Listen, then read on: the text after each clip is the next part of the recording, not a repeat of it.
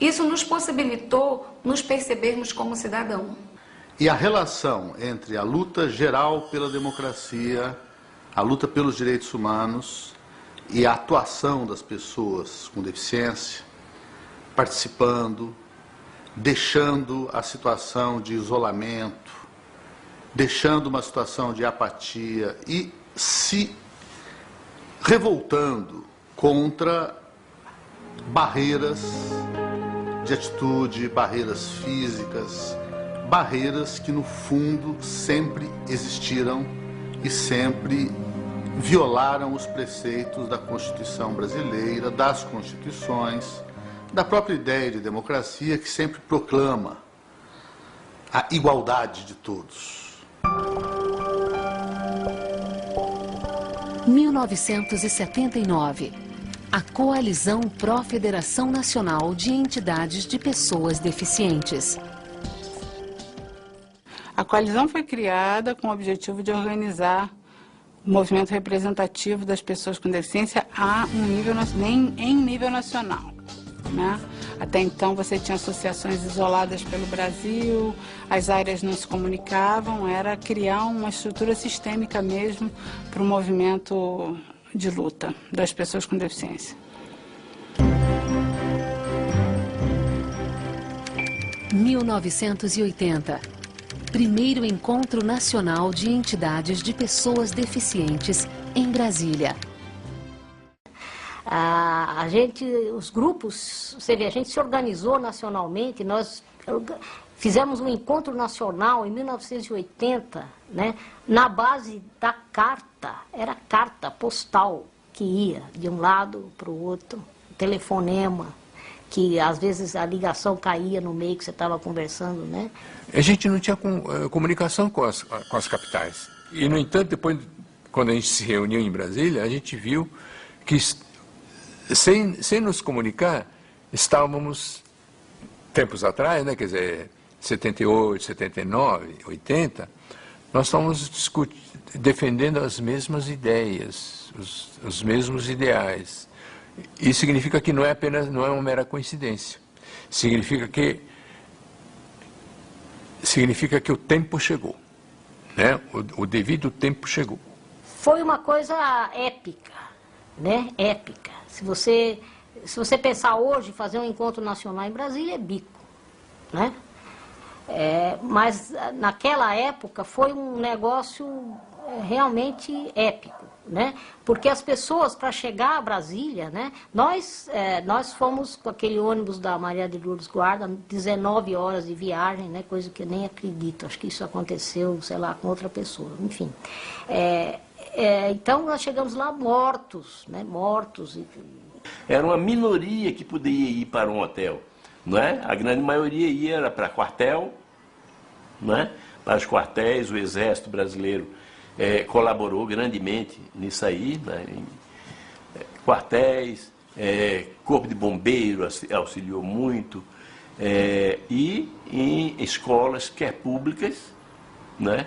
Quer algumas escolas privadas também, que acolhiam, sem contar com muitas residências também, né?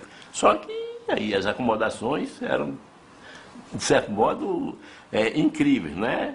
Porque não atendia de maneira nenhuma a necessidade mínima. Era ruim até para soldado mesmo, que é forte e é jovem, né? E foi uma pessoa com deficiência muito pior. Sempre que tinha algum congresso ou encontro, nós, surdos, chegávamos e encontrávamos várias outras deficiências. Ficávamos surpresos em ver várias outras deficiências que também tinham reivindicações. Os cadeirantes pediam rampas, os cegos pediam o braille, e nós, surdos, a nossa reivindicação era a língua de sinais. Havia questões políticas, não partidárias, mas políticas a serem resolvidas, havia questões práticas, havia questões filosóficas, né? Porque de repente não era só a rampa que precisava ser feita, mas por que aquela rampa tinha que estar lá, né? Todo um discurso, né, que foi construído durante essa época, um discurso que não existia antes, né? Demos visibilidade às pessoas com deficiência. E isso, para 1980, 81, é uma novidade tremenda.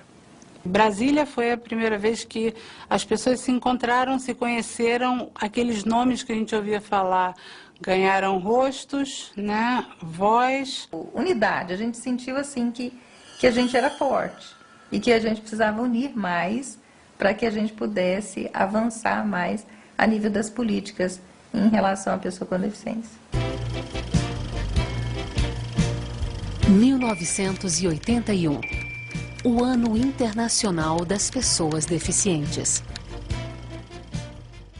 Quando a ONU decretou em 76 que 81 seria o Ano Internacional das Pessoas Deficientes, foi pela primeira vez no mundo, na história da pessoa com deficiência, que a pessoa que até então as pessoas com deficiência eram chamadas de os deficientes, ou os inválidos, os incapacitados, né, os deficientes, foi a ONU que introduziu a palavra pessoa. O que a ONU faz com o decreto é dizer, ó, existe um tema que não está sendo tratado, que é o tema da deficiência, que tem que ser tratado como qualquer outro grande tema social de um país. Então, o que a gente vai fazer é jogar um holofote em cima desse tema no ano 1981. No mundo todo, o Ano Internacional deu um impulso estúpido à área da deficiência. Antes e depois, né? Não tem dúvida sobre isso. Mesmo nos países desenvolvidos, isso aconteceu dessa maneira. Em 1980, por recomendação da ONU, o governo brasileiro criou a Comissão Nacional do Ano Internacional das Pessoas Deficientes. Tinha a Comissão Nacional, uma das grandes brigas nossas também foi a da tal Comissão Nacional do Ano de Apoio e Estímulo ao Ano Internacional, né, que foi composta por um monte de gente que não tinha nada a ver com a deficiência, né, e o movimento de pessoas com deficiência já organizado nacionalmente, né, depois do encontro de Brasília, do encontro de Recife, né, nós botamos a boca no trombone mesmo, nós escrevemos cartas aos jornais, escrevemos para o presidente, para os deputados, fizemos o diabo, né, para nos insurgir contra isso, né. Aí foi nomeado um representante dos deficientes, José Gomes Blanco, do Rio de Janeiro, né, foi feita essa concessão, né. O Ano Internacional da Pessoa Deficiente, em 1981, no meu entendimento, ele é um marco extremamente importante, porque a sociedade foi chamada a prestar atenção às pessoas com deficiência, mas não com um olhar assistencialista. Teve que perceber a autonomia das pessoas com deficiência, teve que valorizá-las como atores sociais. 1981. Primeiro Congresso Brasileiro de Pessoas Deficientes e segundo Encontro Nacional de Entidades de Pessoas Deficientes, Recife. Depois do Encontro Nacional, teve o encontro também em Recife, um outro encontro em Recife, nacional também, que também foi muito importante para a história do movimento. Os meninos que organizaram Messias, entre eles e Manuel, eles tinham pouca estrutura. Nossa, foi um milagre eles conseguirem organizar aquele encontro, que foi um mega encontro, numa época que a acessibilidade não era uma palavra que existia. Então, eu não me lembro de ter havido nenhum nível de competição entre as áreas no encontro de Brasília. Já em Recife, tudo começa a ser questionado. Eu me lembro muito bem em Recife da discussão da paridade entre as áreas, etc, etc. Brigando pelas nossas especificidades, o que é que cego precisa ter, o que é que surdo precisa ter, o que é que deficiente físico precisa ter. Os mentais iam representados pelos seus pais, mas já com um grupo de pais com outra percepção. Mas veja, nós começamos dentro de nós a nossa luta por firmação pelos espaços próprios, específicos. Isso foi muito bonito. A gente tomando consciência de nós próprios, por nós mesmos. 1983. Terceiro Encontro Nacional de Entidades de Pessoas Deficientes. São Bernardo do Campo. que importa é que depois foi marcado para São Bernardo do Campo, em São Paulo, um próximo encontro nacional, não é? De entidades e lideranças e tal. Não deu certo, porque os personalismos existem. Ainda havia aquela questão de que a minha área é mais importante que a tua, a minha deficiência é mais importante que a tua, a minha tem uma incidência maior do que a tua. Sempre aquela diferença entre as áreas de deficiência. Então isso aí levou a uma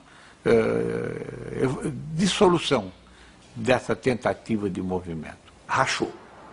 Rachou porque a questão passou a ser o poder da coalizão. Como é que vai ser esse poder? Esse poder vai ser de quem? Quem vai ser... Como é que ele vai acontecer? A luta pelo poder, né?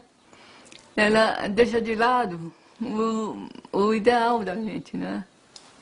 O ideal da gente não é o poder, é outra coisa.